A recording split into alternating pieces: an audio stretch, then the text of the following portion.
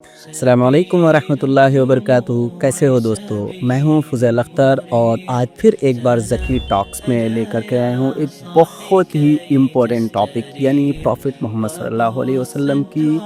Life کو لے کر کے ایک امپورٹنٹ ویلاگ۔ سبيل الدموع سبيل مريح تنهدى آج کے اس ویلاگ میں پروفٹ محمد صلی اللہ علیہ وسلم کی انٹائر لائف کو صرف 50 to 55 منٹس میں آپ کے سامنے بیان کیا جائے گا۔ تو دوستو 20 اپریل سن 571 کی بات ہے، پیر کا دن ہے کہ دنیا کی سب سے عظیم ترین شخصیت دنیا میں وجود میں آتی ہے۔ اکثر اسکالرز کے نزدیک یہ ربیع الاول کی 9 تاریخ تھی، چونکہ آپ کے والد یعنی آپ کے ابو عبداللہ کا پہلے ہی انتقال ہو چکا تھا، اس لیے آپ کے دادا عبد المطلب نے آپ کا نام محمد رکھا، اور بعض روایات کے مطابق آپ کی والدہ یعنی حضرت آمنہ نے آپ کا نام احمد رکھا۔ دوستو آپ کے والد کا نام عبداللہ تھا، آپ کے دادا کا نام عبد المطلب، اور دادا کا نام ہاشم، نانا کا نام عبد مناف، دادی کا فاطمہ اور نانی کا برہ تھا۔ دوستو جیسا کہ آپ سب جانتے ہی ہیں کہ آپ صلی اللہ علیہ وسلم کے والد یعنی حضرت عبداللہ 10 بھائی تھے، جن کے نام کچھ اس طرح ہیں: حضرت عباس رضی اللہ تعالیٰ عنہ، حضرت حمزہ رضی اللہ تعالیٰ عنہ، ابو لہب، ابو طالب، زبیر، حارث، مقوم، حجل، زرار، اور سب سے چھوٹے آپ صلی اللہ علیہ وسلم کے والد یعنی حضرت عبداللہ۔ دوستو ان میں سے حضرت حمزہ اور حضرت عباس رضی اللہ تعالیٰ عنہما نے اسلام بھی قبول کیا، جبکہ آپ کے چچا ابو طالب آپ کے نہایت ہی محسن اور محبوب چچا تھے، اس کے مقابلے میں ابو لہب اسی قدر بدترین دشمن بھی۔ دوستو اس کے علاوہ آپ صلی اللہ علیہ وسلم کے والد کی 6 بہنیں تھیں، گویا کہ آپ صلی اللہ علیہ وسلم کی 6 پھوپھیاں تھیں، جن کے نام کچھ اس طرح ہیں: ام حکیم، عاتکہ، برہ، امیمہ، عروہ اور صفیہ۔ ان میں سے حضرت صفیہ رضی اللہ تعالی عنہا نے اسلام بھی قبول کیا، جبکہ آپ صلی اللہ علیہ وسلم کی جو پھوپھی ام حکیم ہیں وہ حضرت عبداللہ کی جڑواں بہن تھیں۔ دوستو آپ صلی اللہ علیہ وسلم کی پیدائش سے 2 مہینے پہلے ہی آپ کے والد یعنی حضرت عبداللہ کا انتقال ہو گیا تھا۔ آپ صلی اللہ علیہ وسلم کی پیدائش کے بعد میں سب سے پہلے آپ کی والدہ یعنی امی حضرت آمنہ نے آپ کو دودھ پلایا، اور اس کے بعد میں ابو لہب کی باندی حضرت سویبہ نے بھی دودھ پلایا۔ عرب کا یہ ایک عام کلچر تھا کہ عرب کی دیہات کی خاتون شہروں میں آتی اور شہر کے معزز قبائل کے لوگوں کے بچوں کو عاریت کے طور پہ اپنے ساتھ لے جاتی اور ان کو دودھ پلاتی، جس کی وجہ سے عرب کے معزز قبائل کے لوگ ان کے لیے کچھ پے بھی کیا کرتے تھے، اور عرب کے معزز قبائل کے لوگ اس بات کو پسند بھی فرماتے تھے، کیونکہ ان کا یہ ماننا تھا کہ شہر کے لوگوں کی زبان مختلف قبائل کے اختلاط کی وجہ سے بگڑ جاتی ہے، جبکہ گاؤں اور دیہات کی زبان خالص رہتی ہے۔ اس وجہ سے اکثر عرب میں بچوں کو، شہر کے بچوں کو دیہات میں بھیج دیا جاتا تھا۔ چنانچہ عرب کے اسی کلچر اور دستور کے مطابق آپ صلی اللہ علیہ وسلم کو حضرت حلیمہ سعدیہ رضی اللہ تعالی عنہا اپنے ساتھ دودھ پلانے کے لیے 2 سال کی مدت کے لیے لے گئیں۔ دوستو یہ بات پتہ ہونی چاہیے کہ حضرت حلیمہ سعدیہ رضی اللہ تعالی عنہا کا تعلق قبیلے بنو سعد سے تھا، اور یہ قبیلہ پورے عرب میں اپنی فصاحت و بلاغت اور عربی زبان کے حوالے سے کافی مشہور تھا۔ چنانچہ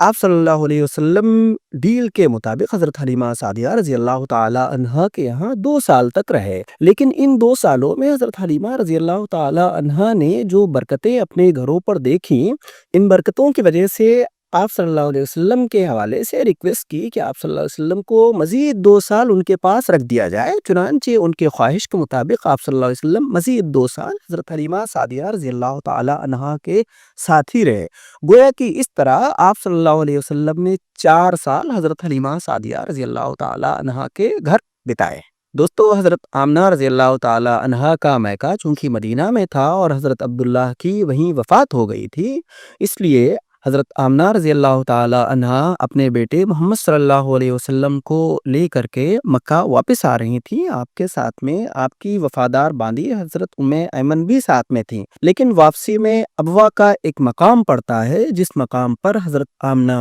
یعنی آپ صلی اللہ علیہ وسلم کی والدہ کا بھی انتقال ہو جاتا ہے۔ دوستو آپ صلی اللہ علیہ وسلم کی والدہ کے انتقال کے وقت آپ صلی اللہ علیہ وسلم کی عمر وہی تقریباً 6 سال رہی ہوگی۔ پھر ابوا کے مقام پر جہاں آپ صلی اللہ علیہ وسلم کی والدہ کا انتقال ہو گیا تھا، وہاں سے ام ایمن جو آپ صلی اللہ علیہ وسلم کی والدہ کی وفادار باندی تھی، وہ واپس مکہ لائیں۔ چنانچہ مکہ لا کر کے پھر انہوں نے آپ صلی اللہ علیہ وسلم کے دادا جو حضرت عبد المطلب ہیں، عبد المطلب کے حوالے آپ صلی اللہ علیہ وسلم کو کیا گیا۔ حضرت ام ایمن آپ صلی اللہ علیہ وسلم کا بہت خیال کرتی تھی، یہی وجہ ہے کہ آپ صلی اللہ علیہ وسلم نے کئی مقام پہ فرمایا کہ یہ ہماری ماں کے بعد ایک ماں ہے۔ دوستو اس طرح آپ صلی اللہ علیہ وسلم حضرت عبد المطلب کی پرورش میں آ گئے، لیکن جب آپ صلی اللہ علیہ وسلم کی عمر مبارک 8 سال کی ہوئی، اس وقت آپ کے دادا یعنی عبد المطلب کا بھی انتقال ہو گیا۔ دوستو آپ کے دادا عبد المطلب نے اپنی زندگی میں ہی ابو طالب کو وصیت کی تھی کہ وہ آپ صلی اللہ علیہ وسلم کا خیال رکھیں، چونکہ ابو طالب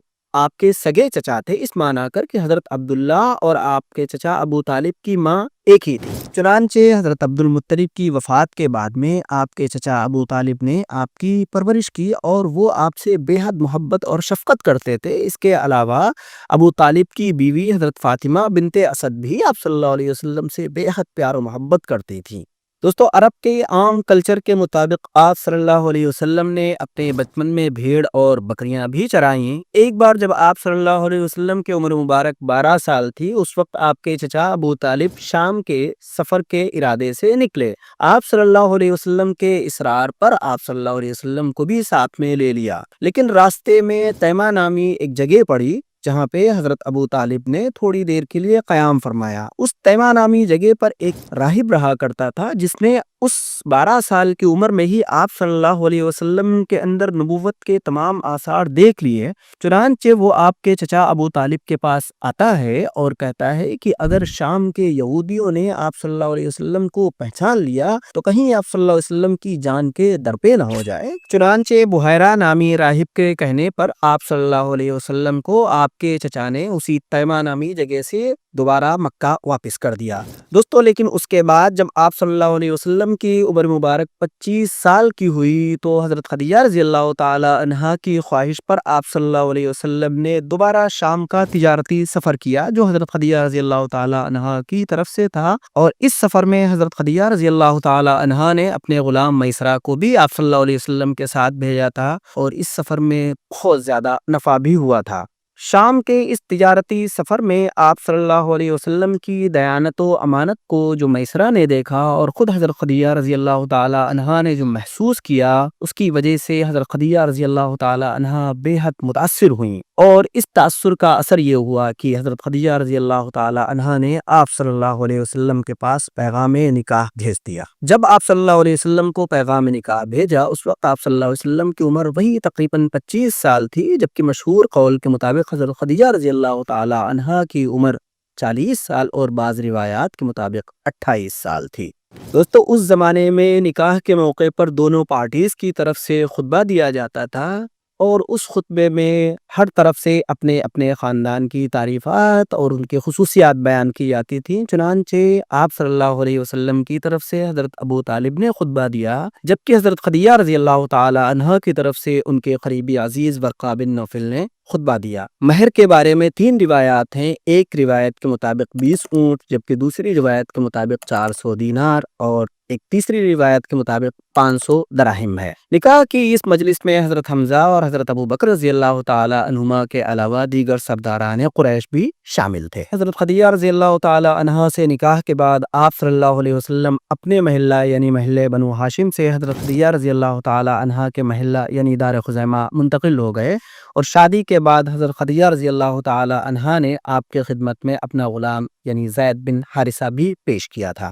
دوستو نبوت سے پہلے کا ایک واقعہ یہ بھی پیش آیا کہ کچھ لوگ حضرت عبداللہ بن جدعان کے گھر پہ اس مقصد سے جمع ہوئے کہ ظالم کو ظلم سے روکا جائے اور مظلوم کی مدد کی جائے۔ اس واقعے کو حلف الفضول کے نام سے یاد کیا جاتا ہے۔ آپ صلی اللہ علیہ وسلم بھی اس مجلس میں شریک تھے، اور آپ صلی اللہ علیہ وسلم کو یہ فیصلہ اتنا پسند تھا کہ نبوت کے بعد بھی آپ صلی اللہ علیہ وسلم کہا کرتے تھے کہ اگر اس طرح کی کوئی مجلس اب بھی ہو تب بھی ہم اس میں شریک ہوں گے۔ دوستو جب آپ صلی اللہ علیہ وسلم کی عمر 25 سال کی ہوئی، اس موقع پر ایک واقعہ واقعہ پیش آیا کہ زیادہ بارش کی وجہ سے خانہ کعبہ کی دیوار میں دراڑ پڑ گئی، جس کی وجہ سے خانہ کعبہ کا نیو کنسٹرکشن کی تجویز پیش کی گئی۔ دروازے والی دیوار بنی عبد مناف اور بنی زہرا کے ذمہ آئی۔ رکن یمانی اور حجر اسود کے درمیان کی یہ دیوار بنو مخزوم اور بنو تیم نے تعمیر کی۔ حتیم والا حصہ بنی عبد الدار اور بنو اسد اور بنو عدی کے حصے میں آیا، اور پیچھے کی یہ جو دیوار ہے یہ بنو سہم اور بنو جمح نے تعمیر کی۔ لیکن دوستو حجر اسود کو اپنی جگہ پر فکس کرنے کا جب موقع آیا تو مختلف قبائل کے درمیان الگ الگ طرح کی کشمکش شروع ہو گئی، اور نتیجہ یہاں تک پہنچا کہ قتل و قتال کا اندیشہ ہونے لگا۔ اس موقع پر مکہ میں موجود ایک بزرگ امیہ بن مغیرہ نے یہ تجویز پیش کی کہ کل جو کعبۃ اللہ میں سب سے پہلے آئے گا اسی شخص کو یہ شرف حاصل ہوگا کہ وہ بلیک سٹون یعنی حجر اسود کو اپنی جگہ پر فکس کرے۔ چنانچہ دوستو دوسرے دن سب سے پہلے کعبۃ اللہ میں تشریف لانے والی کوئی اور شخصیت نہیں بلکہ پروفٹ محمد صلی اللہ علیہ وسلم کی شخصیت تھی۔ چنانچہ آپ صلی اللہ علیہ وسلم نے ایک بڑی سی چادر منگائی اور ہر قبیلے کے سردار کو بلایا اور کہا کہ آپ تمام لوگ اس چادر کو ہولڈ کریں، اور چادر کے بیچ میں حجر اسود یعنی بلیک سٹون کو رکھا گیا، اور پھر تمام لوگوں نے اس چادر کو ہولڈ کیا اور بلیک سٹون کو اس جگہ تک پہنچا دیا، یعنی حجر اسود کو اس جگہ تک پہنچا دیا جہاں پہ حجر اسود کو نصب کیا جانا تھا، یعنی فکس کیا جانا تھا۔